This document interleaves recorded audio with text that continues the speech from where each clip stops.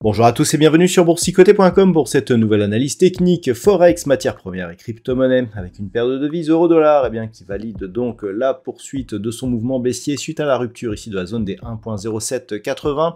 Nous avons désormais un objectif intermédiaire ici sur la zone des 1.0670.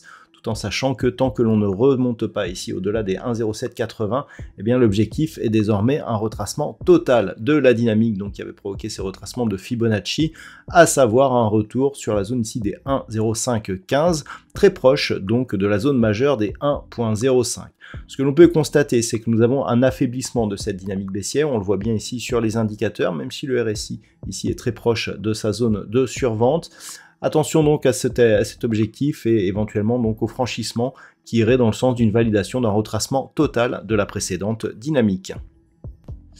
La paire de devises livre sterling contre dollar américain valide aussi une poursuite de la dynamique baissière puisque nous avons validé ici la rupture des 1.2344, donc on se dirige vers la zone des 1.2270. Il semblerait même que la zone des 1.24 précédemment support s'impose aujourd'hui comme zone de résistance. On est toujours sous la moyenne mobile 20 exponentielle, les indicateurs sont très hésitants, le RSI a toujours une course baissière, donc on pourrait atteindre cette zone ici des 1,2270 avant éventuellement d'entamer la zone de retracement à 50-61,8% la semaine prochaine.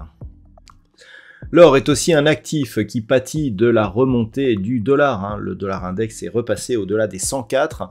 Eh bien, on a franchi cette fameuse zone majeure des 1957 $ l'once. Suite au franchissement d'hier, on valide cette ancienne zone de support comme une nouvelle résistance. On le voit très bien ici sur cette bougie.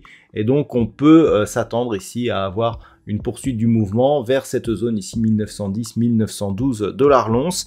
Attention donc, en cas de cassure de cette zone des 1910, pourrait avoir une accélération et un signal assez fortement baissier qui pourrait là aussi nous ramener sur la zone des 1807 $ l'once. Donc pour le moment, on n'en est pas là. On verra ce qui se passe ici s'il y avait un contact sur cette zone des 1910. Un retour durable au-delà des 1957 serait le seul élément qui pourrait nous faire sortir de cette dynamique baissière. Au niveau du WTI, c'est toujours très neutre. Les cours du pétrole brut léger américain évoluent toujours ici dans ce petit range, toujours dans une dynamique ici à prédominance baissière. Ce que l'on peut voir, c'est que d'un point de vue court terme, les parties inférieures et supérieures de cette zone de range sont à peu près respectées.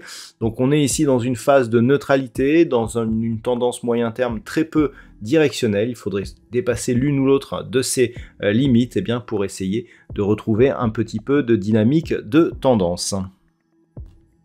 Et enfin au niveau du Bitcoin, nous sommes toujours dans une petite dynamique de consolidation qui valide donc le franchissement de la zone des 27 000 $ pour un Bitcoin. L'objectif est donc désormais un retour sur cette zone des 25 200 $ pour un Bitcoin, cette zone qui était précédemment une résistance majeure sur l'évolution moyen terme puisque c'est sous cette zone qu'avait évolué le Bitcoin ici durant toute cette période que nous voyons en vue hebdomadaire. La sortie ici avait laissé entrevoir la possibilité d'une reprise haussière. On avait quasiment une épaule tête-épaule sur cette vue hebdomadaire.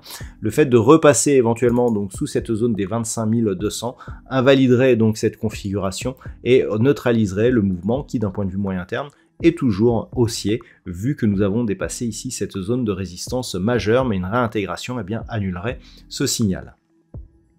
Voilà donc ce que l'on peut dire sur l'analyse technique de ces principaux actifs Forex, matières premières et crypto-monnaies. Je vous souhaite de passer un très bon week-end, on se retrouve dès la semaine prochaine pour d'autres analyses techniques, toujours sur le site boursicoté.com.